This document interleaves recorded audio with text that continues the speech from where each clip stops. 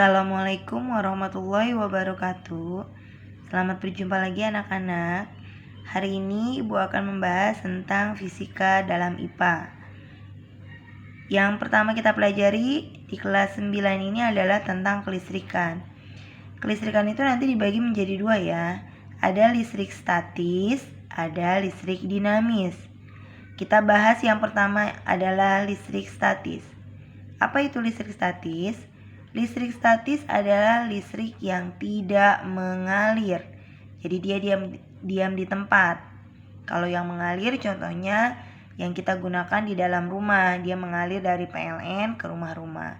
Kalau yang diam ini contohnya kalau di SD dulu kamu pernah belajar atau pernah bermain menggosok-gosokkan penggaris ke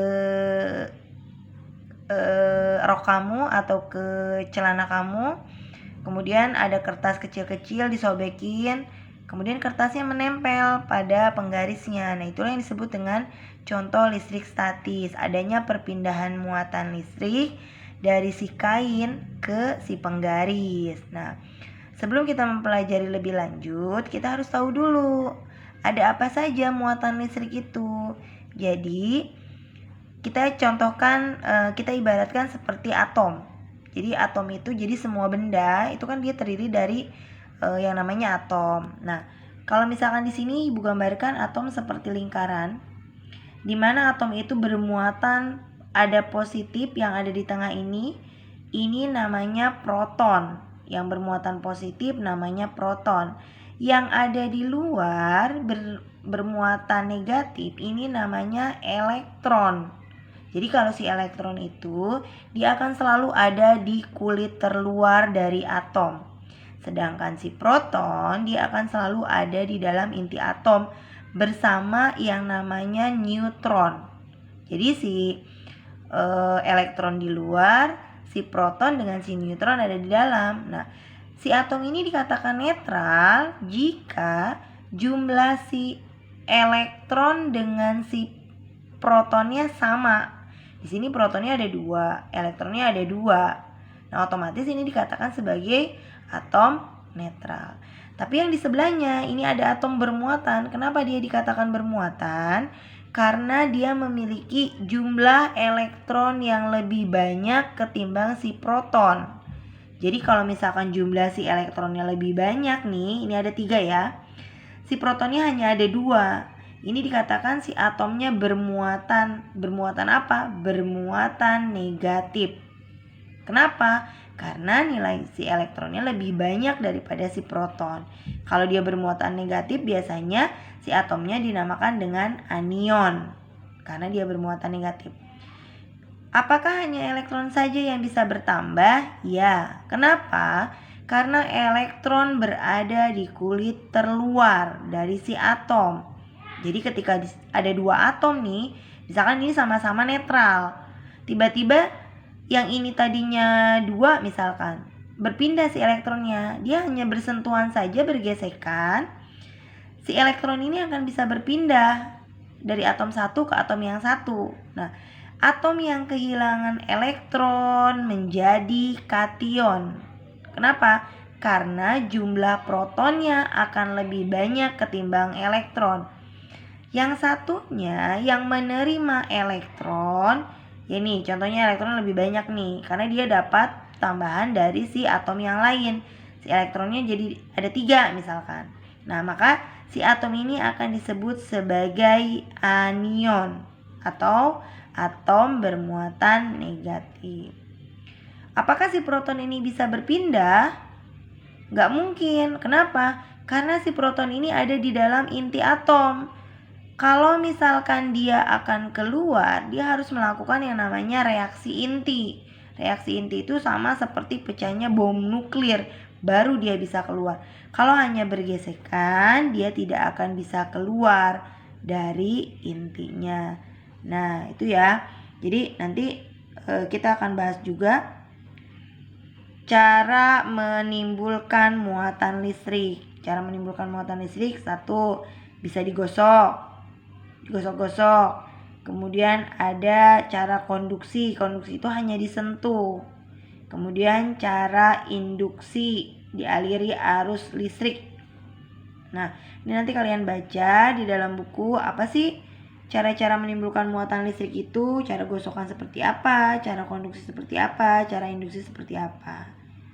Oke, ini tentang muatan listrik dalam listrik statis. Sampai di sini. Silakan kalian pelajari dulu. Baiklah anak-anak, setelah tadi kita bahas tentang muatan listrik, kita lanjut listrik statis membahas tentang hukum Coulomb. Hukum Coulomb ini berbunyi bahwa besarnya gaya tarik atau gaya tolak dua benda bermuatan listrik sebanding dengan besar muatan masing-masing benda. Tetapi dia berbanding terbalik dengan kuadrat jarak antara dua benda tersebut. Di sini kita akan bahas menggunakan rumusan ya. Secara matematikanya bahwa hukum Coulomb itu ditulis di mana F sama dengan K dikali Q1 dikali Q2 dibagi dengan R kuadrat. Di mana si F ini adalah gaya Coulomb. Gaya Coulomb itu satuannya harus dalam Newton. K di sini, K ini adalah konstanta atau ketetapan. Kalau konstanta, nilainya sudah ditetapkan ya. Nilainya sudah ditetapkan. Berapa nilai konstanta itu? Nilainya adalah 9 kali 10 pangkat 9. Satuannya Newton meter persegi per kolom persegi. Q1 dan Q2 ini adalah muatan. Jadi Q1 adalah muatan pertama, Q2 adalah muatan kedua. Satuannya harus dalam kolom. R adalah jarak antara dua benda. Satuannya harus dalam meter. Di sini ada catatan. Jika satuan untuk Q tidak dalam satuan kolom, maka harus dirubah dulu ke dalam satuan kolom. Misal, di sini misalkan Q-nya dalam satuan milikolom. Jadi yang ini MC ini M kecil C besar ini namanya milikolom. Kalau yang ini seperti M tapi dia tidak enggak kayak M gitu, tapi seperti M dengan C ini namanya mikrokolom. Jadi kalau ketemu satuan si Q-nya dalam satuan ini dan ini, harus kamu rubah dulu ke dalam satuan kolom. Tidak boleh menggunakan satuan yang ini. Nah, cara merubahnya gimana? 1 milikolom itu sama dengan 10 pangkat min 3 kolom. Kalau 1 mikrokolom sama dengan 10 pangkat min 6 kolom. Jadi kalau misalkan Q1-nya 2 milikolom misalkan. Kalau dirubah jadi kolom jadi berapa? Jadi 2 kali 10 pangkat min 3 kolom. Terus kalau mikro gimana? Kalau misalkan satuannya adalah mikro, misalkan 2 mikrokolom, dirubah ke dalam kolom jadi 2 kali 10 pangkat min 6 kolom. Seperti itu. Jadi tidak boleh satuannya dalam mikro atau dalam kolom, harus dalam satuan kolom. Oke. Contoh soalnya seperti ini. Jika dua buah benda masing-masing bermuatan 4 kolom dan 2 kolom terpisah sejauh 5 meter. Hitunglah gaya kolom antar kedua muatan. Berarti yang harus kamu tulis di sini adalah yang pertama diketahui. Apa yang diketahuinya? Ada Q1-nya. Q1-nya bernilai 4 kolom. Kemudian ada Q2-nya. Q2-nya bernilai 2 kolom. Terpisah sejauh 5 meter. Berarti R-nya 5 meter. Di sini tidak ada K-nya, konstantanya. Karena konstanta itu adalah ketetapan, jadi sudah ditetapkan ya. Kamu boleh tulis nilainya 9 kali 10 pangkat 9. Satuannya Newton meter persegi per kolom persegi. Nah, kemudian apa yang ditanya? Yang ditanya adalah berapa F-nya. Jawab. Kita jawab sini. Jawab. Karena ditanya F, kita tulis dulu F sama dengan K dikali Q1 dikali Q2 per R kuadrat. Masukkan angkanya. K-nya 9 kali 10 pangkat 9 dikali Q1-nya 4 dikali Q2-nya 2 dibagi R-nya 5. Ingat, dikuadratkan. Di sini.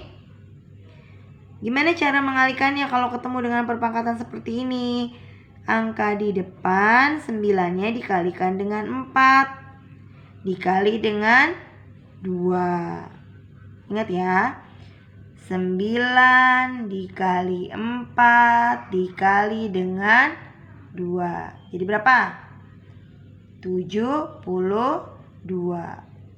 kali 10 pangkat 9 dibagi 5-nya dikuadratkan jadi 25. 72 kali 10 pangkat 9 dari mana? 9 kali 4 kali 2 hasilnya 72.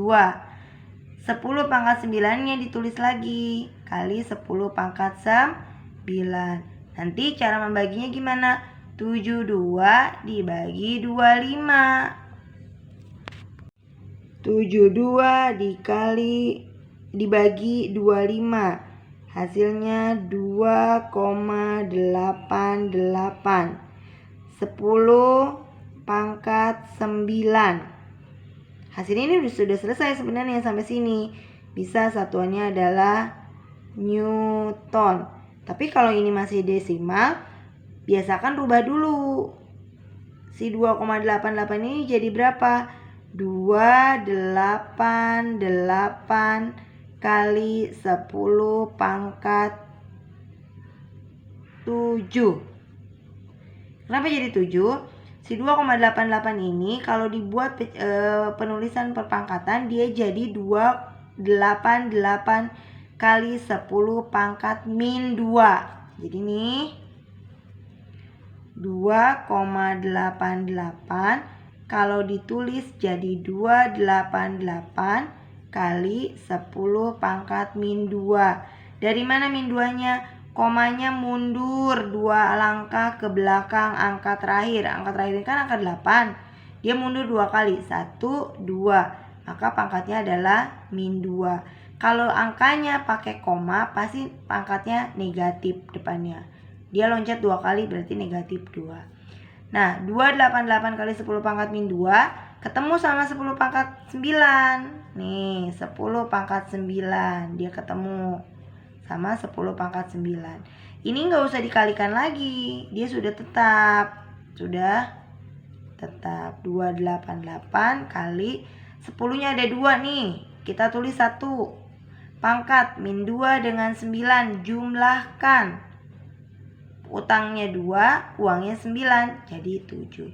Oke, dari sinilah kenapa dia dapat 10 pangkat 7. Ini cara pengerjaannya. Oke, ini cara mengerjakan contoh soal tentang muatan listrik atau gaya kolom. Silakan kamu pelajari lagi. Kita coba lagi nanti soal-soalnya. Kamu pelajari dulu. Jika tidak paham, boleh bertanya sama ibu langsung. Oke, assalamualaikum warahmatullahi wabarakatuh.